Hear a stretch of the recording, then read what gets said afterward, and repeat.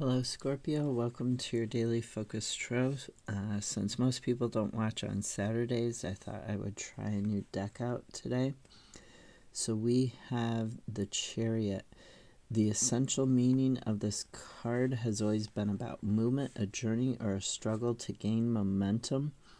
It also reminds us that the heart as well as the head must rule if one is to obtain one's desires. It asks that the ego should be reined in by the emotions, that to simply advance with warlike intent is of negative, it's going to be of negative consequences. Often this card will appear when the issue is to do with fame and fortune, the search for which has overturned many a man or woman. If balance and forethought are brought into play, the outcome can be well aspected. And then we've got the Page of Serpents. So interesting reading for the Chariot there. Interesting interpretation of it. Let's see what Page of Serpents has to say. It says, if you are a student, this card strengthens any position you hold to and issues that you are addressing. Your work may seem convoluted at times, and you may need to look at a fresher approach. But with the Page's support, you feel energized and ready to push ahead with your work. So looking at it from a different angle.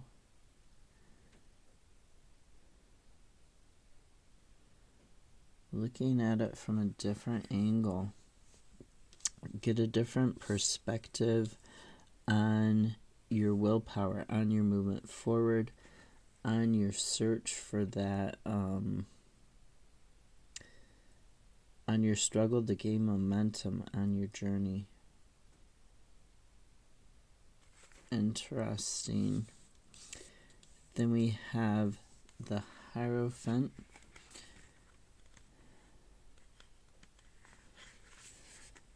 And this is talking about a person who has wisdom and influence, someone you may turn to unhesitatingly for advice and direction, yet there is also a sense that tempers the belief in such a position of power with doubt and caution.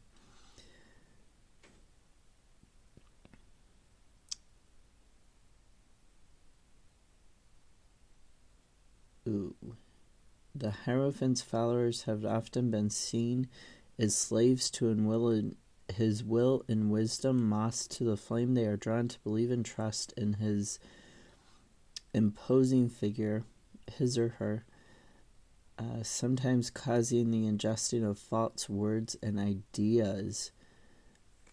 Masters of wisdom, whether popes or occult teachers, may seem all-powerful and enlightened, but have all too often been shown to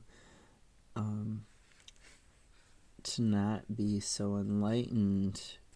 So be careful of who you're getting advice from.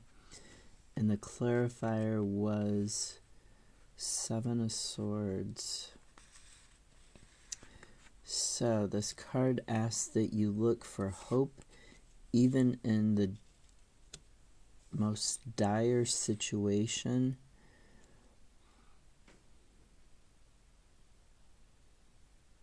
All is not as clear as it may seem. You can approach problems with a clear head or start afresh. Be prepared for sudden turns of fate. That's an interesting reading for the 7 of Swords. There's an underlying sense of being able to transform the situation from within. Prevailing conditions may seem to hold us back, but these can be surmounted in time. So, if the person that you are getting advice from is like a sort of false prophet, that's what they're pointing out the Hierophant to be. They're saying really be careful who you're getting advice from, because it could be bad advice. But you can overcome this bad advice. or if this person is trying to control you, since it talks about the Hierophant's followers seeming to be like slaves to his will or wisdom, people who are just overly trusting and ingesting false words and ideas. And this is saying that you can start fresh, that you can be prepared for sudden turns of fate, and that you can overcome this. So this is kind of unique take on the Hierophant and a unique take on the Seven of Swords, but this is telling you you can move past this. Interesting, very interesting. So yeah, be careful of what you're putting in terms of ideas. Be careful of what you're watching, what you're listening to, what you're reading, which you should be anyways. You should always take everything with a grain of salt. I shouldn't be telling you that because you're a Scorpio, so you probably know that anyways and do that anyways. But there may be somebody that you were particularly drawn to with this Hierophant card that was really good at getting past your defenses of taking things with a grain of salt. They were really good at getting past your ability to see the bull. And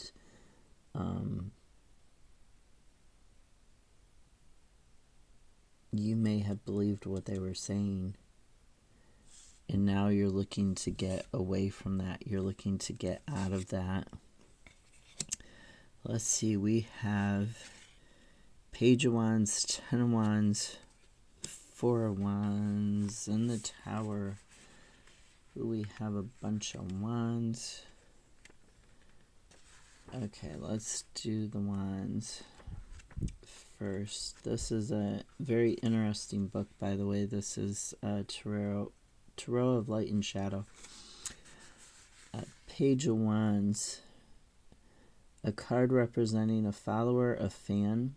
You may find yourself in the presence of someone who speaks with great brilliance, or you may be such a person yourself. You may also be a person who can make things happen behind the scenes.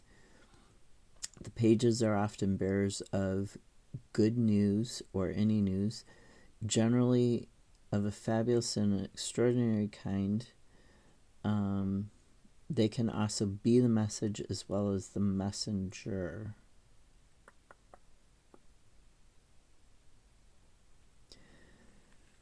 Okay, so if there's a fan or a follower, or if you're a fan or a follower of somebody, that would make sense with this book's interpretation of the Hierophant. 10 of Wands, a double edge to this card. On the one hand, it refers to the carrying of burdens, to treachery, to people bearing false witness against you, i.e. like slander and gossip, and the resulting injustice. On the other hand, it implies that if you can weather these storms, you will reap the harvest and attain great rewards.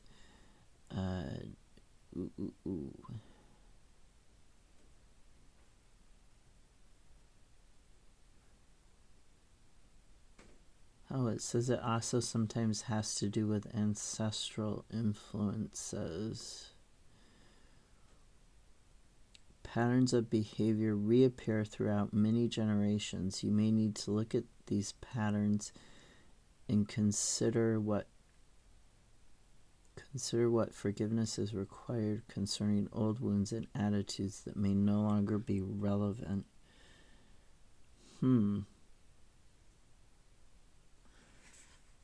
That is interesting, especially with the Tower. What is their interpretation of this Four of Wands?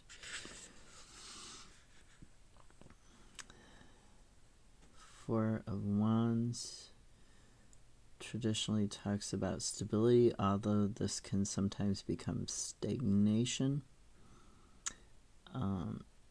Talks about a joyful welcome home. It also indicates the unity of a stable society, whether a group of friends, co-workers, or country, or I would say even a religious group, considering the page in the Hierophant earlier in the reading.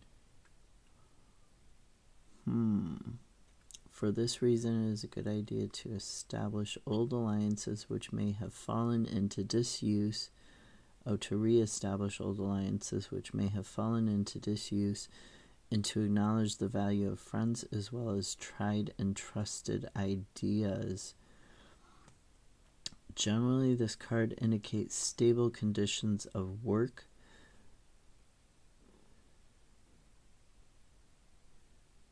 It can also mean a regular trip, usually to a local destination.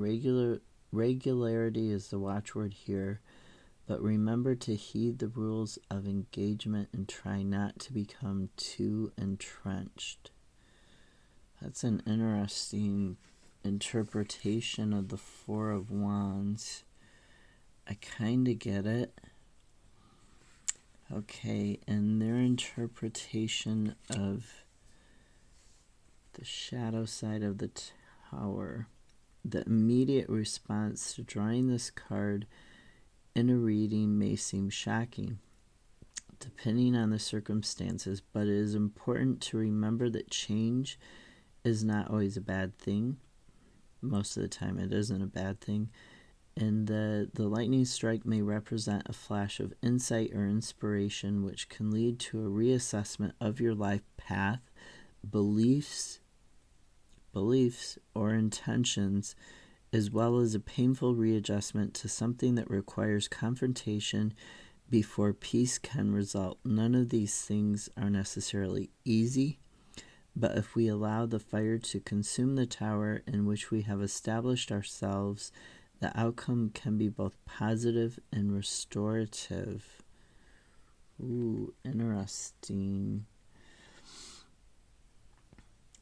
Okay.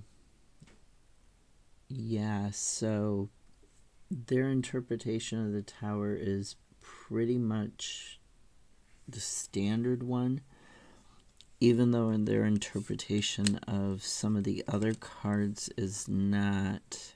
So this is interesting in regard to that Hierophant. I mean, it's telling you to really examine what's going on around you, what's going on, even what's gone on in the past, and that you don't necessarily have to cling to the same belief system or the same traditions and rituals that were in the past. It's interesting that this Hierophant talks about Akhenaten. Okay, if you don't know anything about Egypt, I know a little bit about Egypt. Akhenaten was the father of Tutankhamun, right? King Tut. So he decided there was a lot of inbreeding, because royal families in the past, they believed that they had to keep, and even in the current times, they believe that they have to keep the royal bloodline pure because they are the descendant of gods, right? So Akhenaten believed that he was the descendant of the sun god Aten, right? He was the child of Aten, and the book says that this is his symbol. And if you look at, some of the Egyptian art, you can see it, right? The interesting thing is he decided to move the capital of Egypt. When he came into power, he was married to, I want to say his sister, who was also his aunt, right? And like I said, not uncommon, because they believed that they were the descendants of gods, so they had to keep the royal bloodline pure. So there was a lot of inbreeding. Akhenaten himself and Tut, they both suffered from a lot of health issues from a very young age because of this inbreeding. But Akhenaten, instead of making Egypt was not Egypt was a polytheistic, not a monotheistic religion, and Akhenaten decided that he was going to make the worship of the sun god Aten to be the worship whoever the king worshipped, and the king's religion was basically the religion of the land, right? At that time, because kings, there were no democracies, there were no republics, nothing like that. So not only does he decide he's going to move the capital of Egypt, and he's also going to make it so that all of Egypt becomes monotheistic and worships the sun god Aten, and all the other gods are basically going to go by the wayside. And there was, he ruled for a while. He was quite sick. And then when he died, and Tut was quite young when he became a king, when he became a pharaoh. He was quite young, and things went back with his advisors. Akhenaten was not very popular after he died. And so things went back to the way they were in terms of the polytheistic religion, in terms of where the capital was before, in terms of things like regencies over the king, the young King Tut, etc. So it's interesting, this Hierophant is talking about that and bringing to mind that imagery to me of Akhenaten and King Tut. I don't know if this made any sense to you, but their interpretation of the Hierophant is somebody who's kind of radical, whose leaders are following blindly. If somebody's a king, and they're trying to make changes, obviously, the average person does not have the ability to say no to a king, right? You don't have that ability to just move to another country or to just practice what you believe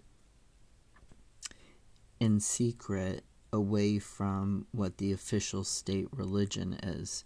A lot of people did in the past, and a lot of people still do in certain countries in the world. But this is really talking about, examining what it is you're putting into your mind, the beliefs you're putting in, how you are controlling them, or how somebody else is controlling them for you.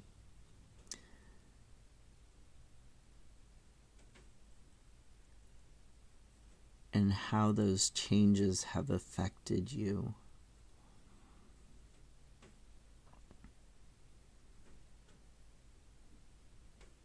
Yeah, King Akhenaten didn't rule for very long, something like 50 years, I think. Tut didn't either. I want to say even less for King Tut. Partly because of illness, and partly because of, political and civil war, basically, in amongst the leaders of Egypt. So this is kind of interesting for this Hierophant interpretation and this 4 of Wands and 10 of Wands. I hope this has been helpful to you. Have a great Saturday. Thank you for being patient with my experiment with this deck. See you tomorrow.